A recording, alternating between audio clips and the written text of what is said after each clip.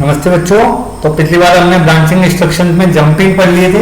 आज lecture number 26 में हम पढ़ेंगे कॉल इंस्ट्रक्शंस।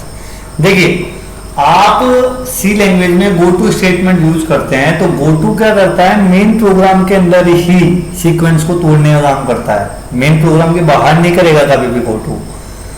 ऐसे ही जब हमें फंक्शन कॉल करना होता है तो हम जंप नहीं कराते असेंबली लैंग्वेज के अंदर, हम नॉर्मली कॉल करवाते हैं।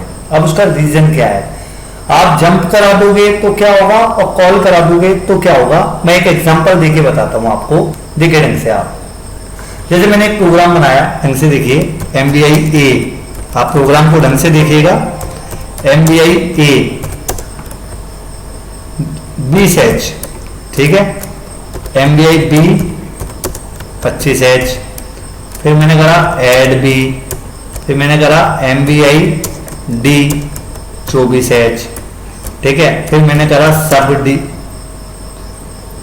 D, ठीक है।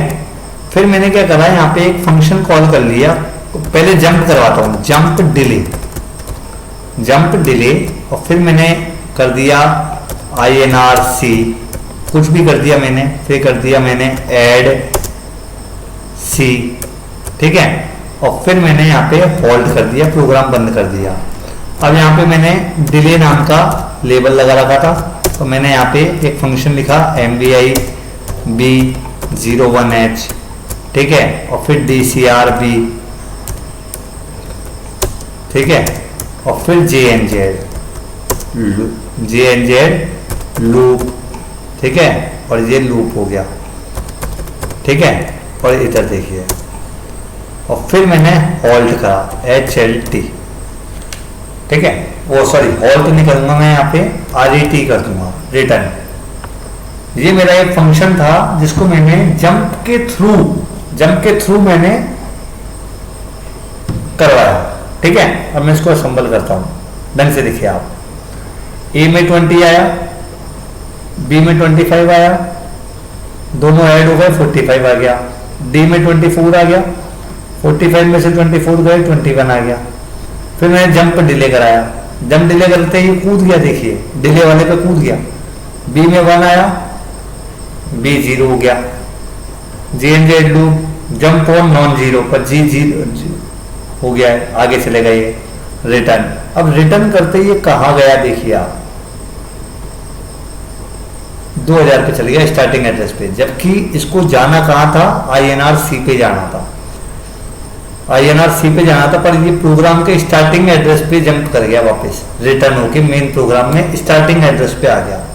पर अगर इसी फंक्शन में अगर मैं जंप की जगह कॉल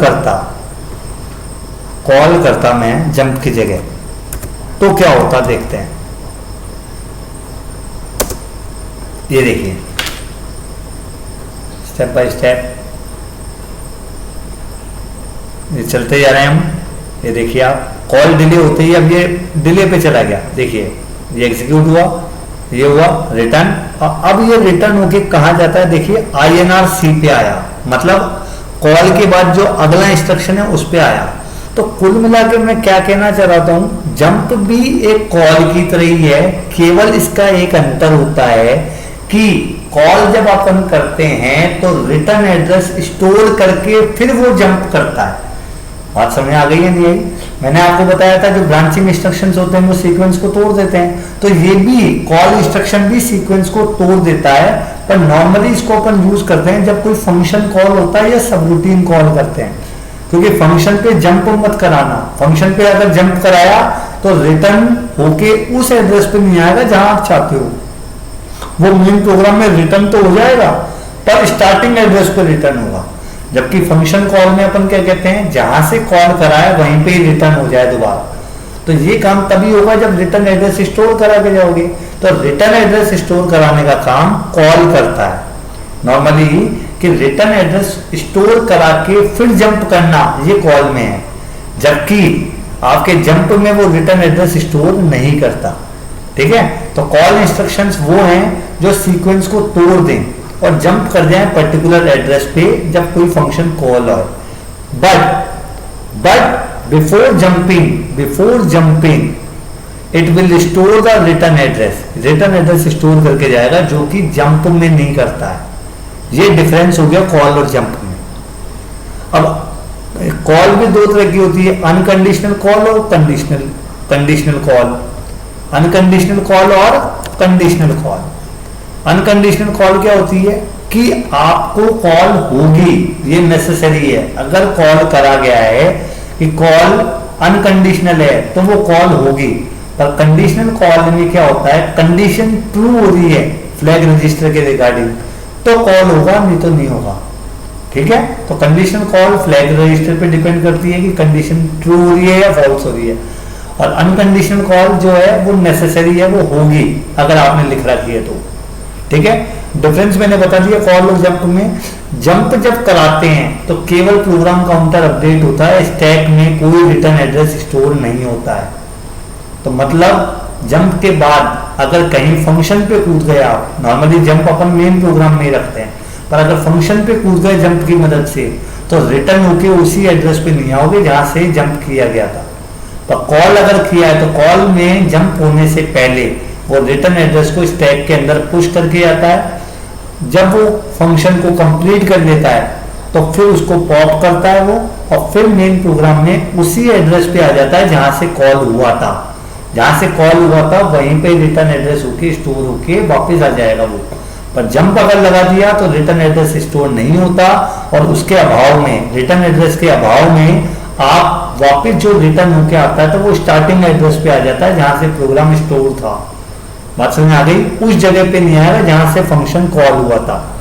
देखिए यहाँ पे देखिए आप, मैंने यहाँ पे जंप लगा रखा है MVI जंप 2050। तो इस केस में क्या होगा, जैसे ही जंप एग्जीक्यूट हुआ प्रोग्राम काउंटर अपने आप को 2050 से अपडेट कर लेगा। ठीक है, अब यहाँ पे देखिए आप, यहाँ पे अगर आप आ गए और यहाँ पे मैंने एक इंस्ट्रक्शन लगा दिया, अभी आगे देखेंगे। यहाँ पे मैंने इंस्ट्रक्शन लगा दिया, जैसे ये देखिए आप, इस केस में क्या होगा ढंग से देखिए। इस केस में कॉल किया है तो कॉल 2050, प्रोग्राम काउंटर 2050 से अपडेट होगा, कोई दो राय नहीं है क्योंकि ये कॉल कर रहे हैं। पर जाने से पहले रिटर्न एड्रेस पुश होके जाएगा स्टैक के अंदर, जाने से पहले रिटर्न एड्रेस पुश होगा स्टैक के अंदर। तो मैं आपको वर्किंग दिखा देता हूं, देखिए आप, ये तो है जंप का, ये तो है आपका जंप का। जंप में देखिए आप 2000 पे क्या है 32H, बी में 34H, जंप कर गए। तो जंप करा तो जंप में पहले प्रोग्राम काउंटर में 2050 आ गया क्योंकि जंप कर रहे हैं, और फिर ये कूद गया। अब ये रिटर्न होने की बारी आई तो इसने स्टैक में तो कुछ स्टोर किया ही नहीं था, तो ये वापस रिटर्न होके पहली लाइन पे ही आ जाएगा, पहली लाइन पे रिटर्न होके आ जाएगा। जबकि कायदे से इसे यहाँ रिटर्न होना था, यहाँ रिटर्न होना था, पर ये पहली लाइन पे रिटर्न होके आएगा क्योंकि रिटर्न एड्रेस स्टोर नहीं किया था। ये होता है जंप। ठीक है, अब आता है आपका कॉल। अगर आपने सेम प्रोग्राम में कॉल करा होता तो देखिए पहले इसने क्या करा, कूदने से पहले जब कॉल एग्जीक्यूट हुआ, कूदने से पहले रिटर्न एड्रेस को स्टोर करा स्टैक में, फिर प्रोग्राम काउंटर को 2050 से अपडेट करा सेकंड स्टेप में, फिर कूदा। कूदने के बाद जब रिटर्न हुआ तो उसने रिटर्न एड्रेस को पॉप करा, पॉप करके प्रोग्राम काउंटर में अपडेट करा और फिर 2007 पे कूदा। बात समझ में आ गई? ये 5 स्टेप में ये काम हुआ है। तो यहाँ रिटर्न एड्रेस पुश होता है और जब सब रूटीन कंप्लीट हो जाता है, फंक्शन अपनी वैल्यू को रिटर्न करता है या रिटर्न करता है तो रिटर्न एड्रेस को पॉप कर लेते हैं। ये अंतर होता है कॉल और जंप में। Is it clear?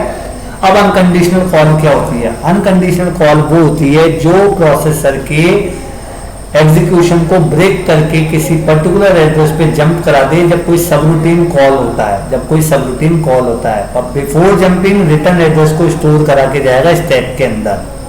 ठीक है, इसका जो सिंटेक्स होता है वो होता है call 16 bit address, call 16 bit address. जैसे मान लो मैंने यहाँ पे कॉल 2080 लिख दिया, कॉल 2080 लिख दिया तो लोअर बाइट जो होगी वो होगी 80 और अपर बाइट जो होगी वो होगी आपकी 20। ठीक है, अब ढंग से देखिए ये काम कैसे करेगा, इसको थोड़ा सा ढंग से देखिए। मैं कॉल और जंप दोनों का लिख के चल रहा हूं। देखिए आप, मैं कॉल और जंप लेके चल रहा हूं। ये जंप है 2080, और यहां पे मैं लिख के चल रहा हूं कॉल 2080। दोनों में क्या होगा अंतर देखिए आप। अब देखिए इसको अगर मैं असेंबल करूं तो इसका कोड आता है C3 80 और 20, ये असेंबल करने के बाद आया। इसको असेंबल करूं तो क्या आएगा ढंग से देखिए, कॉल 2080 में CD फिर 80 फिर 20। बात समझ आ गई है नहीं आई? अब ढंग से देखिए, अब अपन रीड कर लेते, अज्यूम कर लेते हैं एड्रेस। अज्यूम कर लिया एड्रेस, ठीक है, अज्यूम करा 2007, तो यहां भी अपन ने क्या अज्यूम कर लिया 2007। अब रीड कर लेते हैं, स्टोर कर देते हैं, इंस्ट्रक्शन को स्टोर करते हैं। तो 2007 पे क्या स्टोर हुआ, 2007 पे क्या स्टोर हुआ C3, ठीक है। इधर क्या स्टोर हुआ 2007 पे क्या स्टोर हुआ CD, ठीक है। इधर 2008 पे क्या स्टोर हुआ 80, इधर क्या स्टोर हुआ 2008 पे 80, 2009 पे क्या स्टोर होगा 20, यहाँ पे क्या स्टोर होगा 2009 पे 20, ठीक है। अब आती है रीड की बात, यहाँ तक समझ में आ गया। अब आती है रीड की बात। तो रीड में देखिए मैं आपको बता रहा हूँ, पहले 2007 रीड होगा, 2007 रीड हुआ, 2007 रीड हुआ तो मतलब C3 रीड हुआ। C3 रीड होने का मतलब ऑपकोड फैच हुआ, ऑपकोड फैच का मतलब 4 साइकिल। इधर आ जाइए, 2007 रीड होगा तो CD रीड हुआ, CD रीड मतलब ऑपकोड फैच, ऑपकोड फैच का मतलब 6 साइकिल। अब ध्यान रखिएगा, कॉल में जो ऑपकोड फैच होती है, कॉल में जो ऑपकोड फैच होती है वो 6 साइकिल का होता है। बात समझ में आ गई है नहीं आई? कॉल में जो ऑपकोड फैच होती है वो 6 साइकिल की होती है, ये ध्यान रखिएगा। अब अगला आ जाओ, 2008 रीड होगा, 2008 रीड हुआ तो 80 रीड हुआ, 80 रीड हुआ तो मेमोरी रीड हुआ, मेमोरी रीड, 3 साइकिल लगेगी। सेम काम यहाँ पे कॉल में हुआ, सेम काम यहाँ पे कॉल के अंदर हुआ, कंट्रोल C और ये देखिए आप, ये हो गया। अब आ जाओ इधर, अब इधर आ जाइए आप, 2009 पे रीड हुआ 20, 2009 पे रीड क्या हुआ 20, और सेम काम यहाँ पे हुआ, सेम काम यहाँ पे हुआ, 2009 पे क्या रीड हो रहा है 20, ठीक है। तो यहाँ पे कितनी साइकिल लग गई 10, यहाँ पे कितनी लग गई 12 टी स्टेट लग गई, और यहाँ 10 टी स्टेट लग गई। यहाँ 3 मशीन साइकिल लग रही है, यहाँ भी 3 मशीन साइकिल लग रही है। तो कॉल और जंप में रीड होने तक तो यही हो गया, रीड होने तक तो यही हो गया। अब देखिए आप, अब मैं एग्जीक्यूट होने की बात पे आता हूँ, एग्जीक्यूट होने की बात पे आता हूँ, ठीक है। एग्जीक्यूट करते हैं अपन। एग्जीक्यूट होने के दौरान देखिए ढंग से, ये कहता है कि जंप कर जाओ 2080 पे, तो पीसी अपडेटेड हो जाएगा किससे 2080 से। इसमें भी यही आया है, इसमें भी क्या आया है जंप कर जाओ 2080 पे, पीसी अपडेटेड हो गया किससे 2080 से। बट स्टोर रिटर्न एड्रेस, ये कह रहा है स्टोर द रिटर्न एड्रेस, आप अपने स्टोर कर जाओ रिटर्न एड्रेस को, ठीक है, स्टोर कर जाओ रिटर्न एड्रेस को, ये बोला। अब रिटर्न एड्रेस स्टोर करने का मतलब है 2080 को स्टोर कर जाओ। वो दो रिटर्न एड्रेस सपोज करो जो भी है आपका 2005 है, जो भी है, सपोज करो 2006 आपका रिटर्न एड्रेस है, ठीक है। अब इसमें देखिए रिटर्न एड्रेस स्टोर होता है किसके अंदर, रिटर्न एड्रेस स्टोर होता है स्टैक में, ठीक है, ढंग से देखिए आप। तो स्टैक किसका पार्ट है? Stack part of memory. ठीक, तो मीन्स रिटर्न एड्रेस स्टोर कर रहे हो आप, रिटर्न एड्रेस स्टोर कर रहे हो आप, तो मेमोरी राइट होगा, मेमोरी राइट होगा। और रिटर्न एड्रेस जो है वो 16 बिट का है, तो 2 बार मेमोरी राइट होगा। कितनी बार होगा? 2 बार, एक बार 8 बिट, फिर दोबारा 8 बिट, तो 2 बार मेमोरी राइट। एक मेमोरी राइट कितनी साइकिल लेता है? एक मेमोरी राइट कितनी होती है? 3 साइकिल का होता है, तो 2 मेमोरी राइट कितनी होगी? 6। तो मतलब अगर अपन बात करें, जबकि जंप में रिटर्न एड्रेस स्टोर नहीं हुआ, तो जंप में तो अपनी टोटल कितनी आई?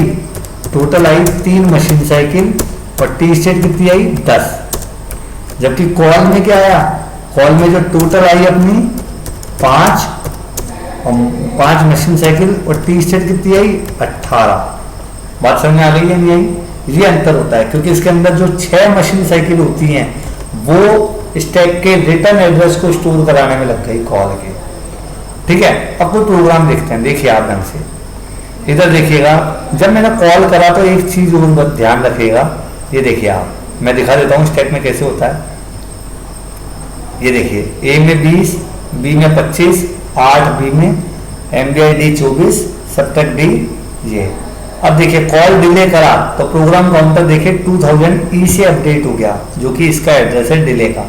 और ये देखिए स्टैक पॉइंटर जो है वो घट गया 2 से, स्टैक पॉइंटर 2 से घट गया। और मेमोरी में भी दिखा देता हूँ मैं, आपका जो रिटर्न एड्रेस है ये देखिए 2000B, ये 2000B जो है रिटर्न एड्रेस, ये मेरा स्टोर हो गया स्टैक के अंदर इस लोकेशन पे। देखिए आप, ये जो FFE और FFF है ये मेरी स्टैक के हैं, स्टैक, क्योंकि स्टैक जो था वो मेरा 0000 था पॉइंटर, और ये बॉटम अप्रोच में चलता है, टॉप टू बॉटम। स्टैक में जो पहला नंबर है वो 0000 पे स्टोर हो गया था, क्योंकि स्टैक पॉइंटर 0000 पे था। फिर अगला नंबर क्या आएगा अगर नीचे चलेंगे तो FFF, तो वहां से स्टार्ट होता है। बात समझ में आ गई है नहीं आई? ठीक है, तो ये मेरा कॉल और जंप में अंतर था। बात समझ में आ गई?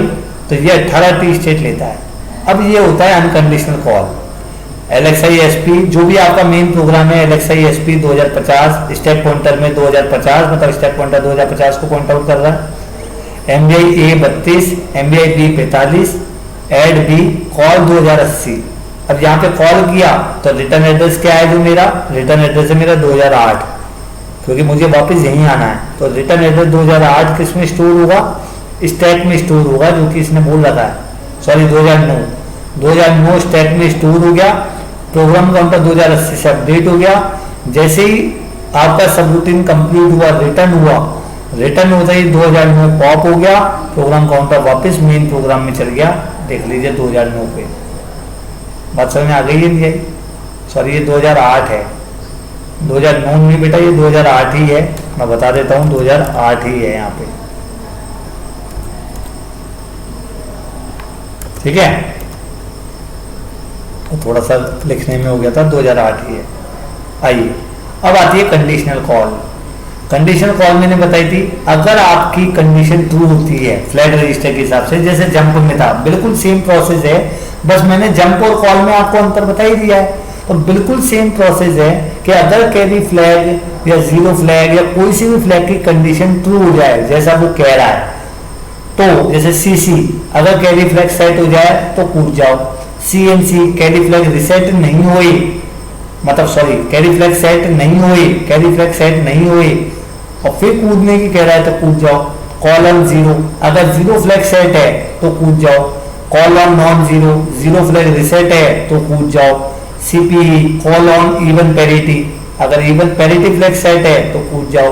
CPU अगर पैरिटी फ्लैग 0 है तो कूद जाओ। CM साइन फ्लैग सेट है मतलब नेगेटिव कॉलन नेगेटिव तो कूद जाओ। CP कॉलन पॉजिटिव मतलब साइन फ्लैग रिसेट है तो। जैसे CP 16 बिट एड्रेस तो कोई अंतर नहीं है। ध्यान रखना, मैं दोबारा बता रहा हूँ एक चीज, एक बात और ध्यान से सुन लीजिए आपका, कि अगर अगर आपका कंडीशन फेल हो भी जाए तो ये मत समझेगा कि अब रिटर्न एड्रेस स्टोर नहीं होगा। कंडीशन फेल हो भी जाए तो रिटर्न एड्रेस स्टोर नहीं होगा, ये मत समझिएगा। रिटर्न एड्रेस प्रोग्राम काउंटर की वैल्यू के बराबर ही स्टोर होगा वापस, ध्यान रखना। पर अगर कंडीशन ट्रू हो रही है तो रिटर्न एड्रेस वो स्टोर होगा जो है एक्चुअल में, और प्रोग्राम काउंटर उस एड्रेस को अपडेट पॉइंट आउट करेगा जिस पे कूदेगा। ध्यान से सुनना, प्रोग्राम काउंटर उस एड्रेस को पॉइंट आउट करेगा जिस पे कूदना है, और रिटर्न एड्रेस मेन प्रोग्राम का स्टोर होगा कंडीशन ट्रू हो रही है तो। पर कंडीशन फॉल्स हो रही है तो इसका मतलब ये नहीं है कि रिटर्न एड्रेस स्टोर नहीं करेगा। मतलब टोटल जो 30 स्टेट्स हैं वो 18 ही रहेंगी, चाहे फॉल्स हो चाहे ट्रू हो। और रिटर्न एड्रेस जो है वो आपका प्रोग्राम काउंटर के बराबर ही हो जाएगा अगर कंडीशन फॉल्स होती है तो। कंडीशन फॉल्स होती है तो रिटर्न एड्रेस प्रोग्राम काउंटर के बराबर ही हो जाएगा। ये सही है। तो मैंने क्या बताया, कॉलम पॉजिटिव, अगर आपका carry flag sorry sine flag reset है तो कूद जाए, नहीं तो नहीं कूदे। ठीक है, कॉलम पॉजिटिव का मतलब है कैरी फ्लैग रिसेट है तो कूद जाए, नहीं तो नहीं कूदे। ठीक है, कॉलम नेगेटिव का मतलब है अगर साइन फ्लैग सेट है, मैं कॉलम पॉजिटिव भी बोल रहा था, उसमें कैरी फ्लैग नहीं देखते। कॉलम पॉजिटिव का मतलब है साइन फ्लैग रिसेट है और फिर कॉल लगा रखा है तो कूद जाए। कॉल ऑन नेगेटिव मतलब सीएम, कॉल ऑन नेगेटिव, तो अगर आपका साइन फ्लैग सेट है तो कूद जाए। कॉल ऑन कैरी, अगर आपका कैरी फ्लैग सेट है और कॉल ऑन कैरी करवा रहे हो तो कूद जाए, पर अगर कैरी फ्लैग रिसेट है तो नहीं कूदेगा। कॉल ऑन नॉन कैरी में क्या बोला मैंने, देखिए यहाँ पे देखिए, कॉल ऑन नॉन कैरी आएगा, ये कॉल ऑन नॉन कैरी। ठीक है, ढंग से देखिए आप, कॉल ऑन नॉन कैरी आपकी क्या कहती है कि अगर आपका कैरी फ्लैग सेट नहीं है और फिर कूदने को कह रहा है, कॉल ऑन नॉन कैरी ये कह रहा है कि अगर आपका कैरी फ्लैग सेट नहीं है और फिर कूदने की कह रहा है तो कूद जाओ। पर अगर कैरी फ्लैग सेट है और कॉल ऑन नॉन कैरी कर रहे हो आप तो फिर नहीं कूदेगा। ध्यान रखना, कॉल कंडीशन के हिसाब से हो रहा है और फिर आपको स्टेटस देखना है कि सेट है या नहीं है। बिल्कुल चमकित रहिए बेटा। कॉल ऑन 0, अगर 0 फ्लैग सेट है तो कूद जाओ। कॉल ऑन नॉन 0, अगर 0 फ्लैग रिसेट है तो कूद जाओ। कॉल ऑन इवन पैरिटी, अगर इवन पैरिटी फ्लैग सेट है तो कूद जाओ। कॉल ऑन ओड पैरिटी, अगर ओड पैरिटी फ्लैग सेट है तो कूद जाओ। तो अंतर कुछ भी नहीं आएगा। देखना, मशीन साइकिल में भी कोई अंतर नहीं आएगा, ध्यान रखना, मशीन साइकिल में भी कोई अंतर नहीं आएगा और आपका किसी भी चीज में अंतर नहीं आएगा, ये ध्यान रखिएगा। ठीक है, बात समझ में आ गई है नहीं आई? किसी भी चीज में अंतर नहीं आएगा, ये जरूर ध्यान रखिएगा। बस फ्लैग का ध्यान रखना कि ये सही हो रहा है, फ्लैग का ध्यान रखिएगा बस, बाकी का और कुछ में अंतर नहीं आएगा। क्लियर हो गई बात? ये नहीं हुई, बोलिए क्लियर है? बस फ्लैग का स्टेटस ध्यान रखना कि कॉल वास्तव में होगा या नहीं होगा, ये चीजों का ध्यान रखना बस, नहीं तो आपको कोई और डरने की जरूरत नहीं है, किसी और चीज से डरने की जरूरत नहीं है आपको। केवल अपना ये देख लीजिए कि कंडीशन ट्रू हो रही है या नहीं हो रही है। अगर हो रही है तो कूद जाए, नहीं हो रही है तो जैसा इंस्ट्रक्शन कह रहा है वैसा काम करना है अपन को। जैसे अपन से बोला कि कॉल ऑन 0, तो अपन को ये देखना है कि 0 फ्लैग सेट हुआ है तो कूद जाए, 0 फ्लैग सेट नहीं हुआ है तो नहीं कूदे। ठीक है, बात समझ में आ गई या नहीं आई? और कॉल और जंप में मैंने आपको बता ही दिया था कि कॉल में रिटर्न एड्रेस स्टोर करके जाना है। रिटर्न एड्रेस कौन सा? जहां पे वापस आएगा, यहाँ पे वापस आएगा अगला पेज। देखिए मतलब अगर मान लो मैं पेज नंबर 22 पढ़ा रहा हूँ, पेज नंबर 22 पढ़ा रहा हूँ और मुझे बोल दिया गया कि पेज नंबर 54 पे चल जाओ, तो ठीक है 54 पे चला जाऊंगा, पर वापस तो 23 पे आऊंगा ना। तो 23 मेरा रिटर्न एड्रेस है, 23 मेरा क्या है? रिटर्न एड्रेस है, उसको स्टोर करके जाऊंगा। कभी कभी आप देखते होंगे जब किताबें पढ़ रहे होते हैं, नोवेल पढ़ रहे होते हैं, तो आप पेज को फोल्ड कर देते हो। उस फोल्ड करने का मतलब है रिटर्न एड्रेस को स्टोर करना। फिर आप कूद जाते हो, या कुछ और काम करने चल जाते हो, तो उसे कहते हैं हम कॉल इंस्ट्रक्शन। बात समझ में आ गई या नहीं आई? मैंने क्या कहा, कॉल में रिटर्न एड्रेस स्टोर होता है और कॉल कंडीशनल भी हो सकता है, अनकंडीशनल भी हो सकता है, जैसे जम था। पर ध्यान रखना दोनों कंडीशन हो, चाहे कंडीशनल हो चाहे अनकंडीशनल हो, रिटर्न एड्रेस स्टोर होगा। कंडीशन फेल होती है तो रिटर्न एड्रेस प्रोग्राम काउंटर के बराबर होता है, और कंडीशन ट्रू हो जाती है तो रिटर्न एड्रेस जो होता है एक्चुअल में वो होगा, और प्रोग्राम काउंटर उस जंपिंग एड्रेस के इक्वल अपडेट हो जाएगा। ठीक है, थैंक यू।